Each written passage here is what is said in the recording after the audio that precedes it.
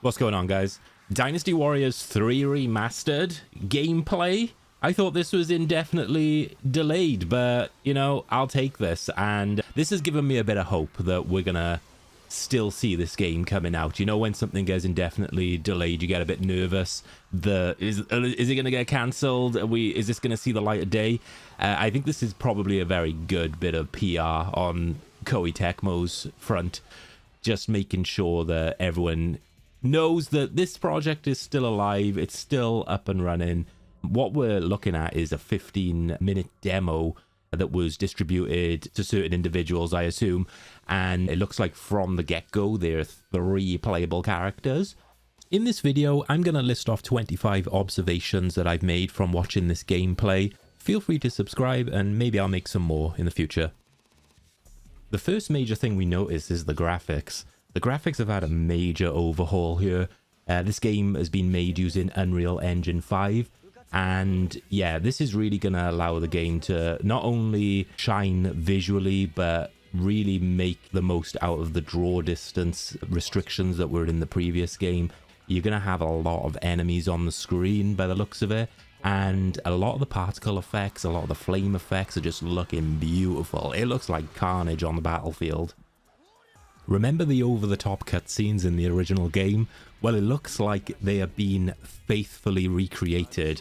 They haven't changed a lot, only the graphics, the voice acting's all the same. They're looking phenomenal. I cannot wait to see the rest of the game in this style. This is a bit of a minor observation, but I noticed that the mouths don't move when they do the true Muso attacks. So it looks a little bit weird. I'll show you an example here. But yeah, I think probably because this game's still in development, this likely isn't the finished product. But if it is, then that's certainly a bizarre design choice in my opinion. The enemy AI seems fairly reminiscent of the old game.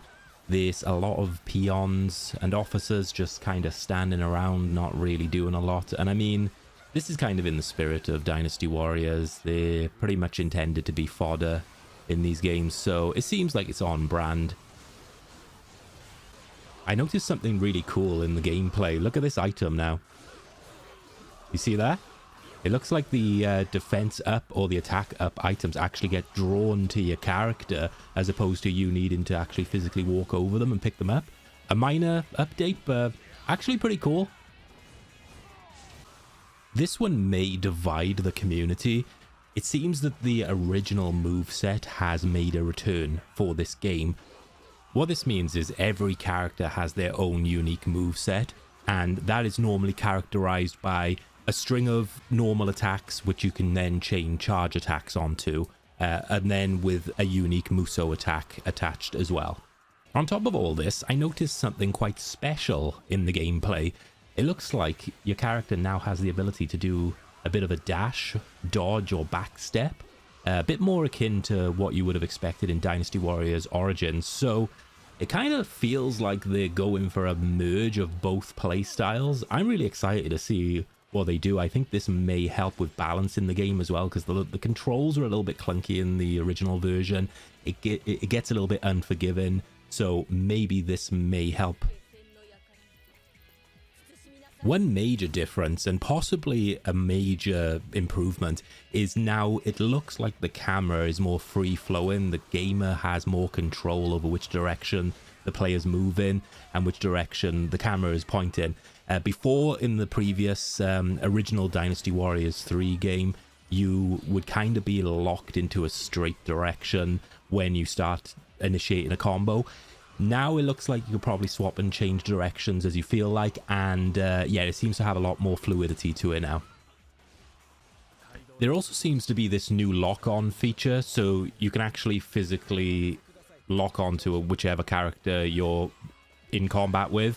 This is actually a great improvement. One of the issues in the original game was that you would just end up kind of going in any direction. If you were trying to attack the enemy commander, for whatever reason, your character might decide to automatically just lock on to another character at random. So yeah, this is a really, really good move. I feel like it gives the player more control, and it's going to make it seem more balanced, more fair, and a lot more fun to play.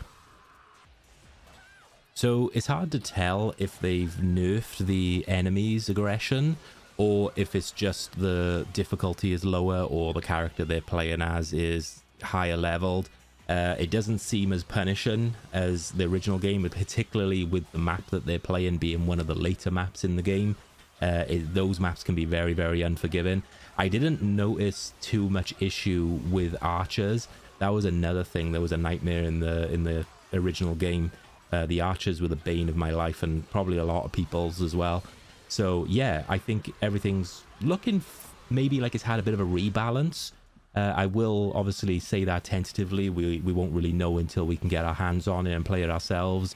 But I honestly think most people who go back and play Dynasty Warriors 3 Original actually are stunned by how aggressive and how punishing the game is. I would be happy if they kept that in, but if they did have some other modes, some other difficulty levels to balance it out for perhaps more casual playthroughs, I probably wouldn't argue with that either. Something really cool that I've noticed is there appears to be a bit of a slowdown at certain times during combat. So I've noticed it when you defeat an enemy officer, there's like a cinematic slowdown. I really love that. I think that looks so cool. It adds that real cinematic flair to it all and makes you really feel like you're on the battlefield. I've also noticed that there seems to be a bit of a slowdown when enemy officers do certain things. I don't know if this is a parry window or if this is them about to trigger their Muso attack. But yeah, it feels like Koei has probably thought about freshening up the old school gameplay a bit. Another interesting detail is there is this strange kind of aura that comes out of the characters when they do their Muso attack, particularly the enemy generals.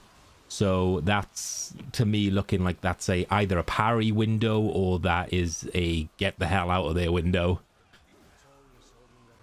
This one is a quick blink and you'll miss it, but the urns that hold the healing items, the meat buns, they actually glow in this one. They have like a kind of like a white shiny effect on them, so they're a bit more visible. If you're struggling and you need that urgent bit of HP, then yeah, that might be of use to you. While fighting an enemy officer, you'll notice that they have different gauges next to their names. So they actually have a Muso gauge as well as a health gauge now. So you can actually see when they're fully charged up and potentially use that to your advantage if they're going to use their Muso attack against you. There's also the meat bun icon. So, you know, infamously in the old game, if you got knocked back, you would have a very short window of time to get up and attack the enemy, particularly if they were low HP, because they would more than likely heal themselves while after knocking you back. So in this one now, it looks like you can actually see that window of time for when you can get back up to attack the enemy to prevent them from healing, and I think that's a pretty cool quality of life change. It looks like they've made some really significant changes to the map. So if you have a look closely, you'll see that, first of all, it pops up. I guess this is part of a tutorial where it kind of comes to the center of the screen and highlights what your objective is or what's happening at that precise moment in time. But taking a closer look at the map itself, the mini-map, there's a lot of detail on there that wasn't there in the original game. So you can quite clearly see the icons for the allied and enemy commanders, as well as the enemy and allied officers. There's also some flags on the map which I'm guessing signify the gates, so you can see which side is occupying which gate, which is really helpful to see at a glance. And there's also symbols of, I think, meat buns on the map, so I'm assuming the game now tells you the locations of healing items, which is pretty helpful actually, because I remember playing the game back in the day and just wandering around for 20 minutes trying to find a healing item after getting my ass handed to me. Okay, one thing that I'm not a gigantic fan of in this, which I imagine will be something in the settings that can be switched off, but it is the vignette around the edges of the screen that go red when you take damage, and also when you're in low HP, the kind of shadow that appears around the edges of the screen, and also the heartbeat as well. Stuff like that I find quite distracting. We didn't have anything quite like that in the last game, in the previous one, like in the original. So yeah, hopefully that's a setting that can be switched off. Dynasty Warriors 3 fans can rejoice. It looks like they've done something with the horseback combat gameplay. If you remember in the previous game, you would have to come to a complete standstill to either mount or dismount the horse. It looks like this is a lot more fluid in this one now, so you can mount the horse while you're moving, while you're on the go. I believe it looks like you can call the horse at any time instead of having to scour the map looking for the horse. And yeah, the only thing I can't really make out from this gameplay is what happens if you get damaged on the horse. Do you fall off after one attack still, or is it a case of you have a life bar while on the horse, a bit like Samurai Warriors, where a couple of hits and then you will dismount? Something interesting there though. It looks like they've made a really good quality of life change with that one.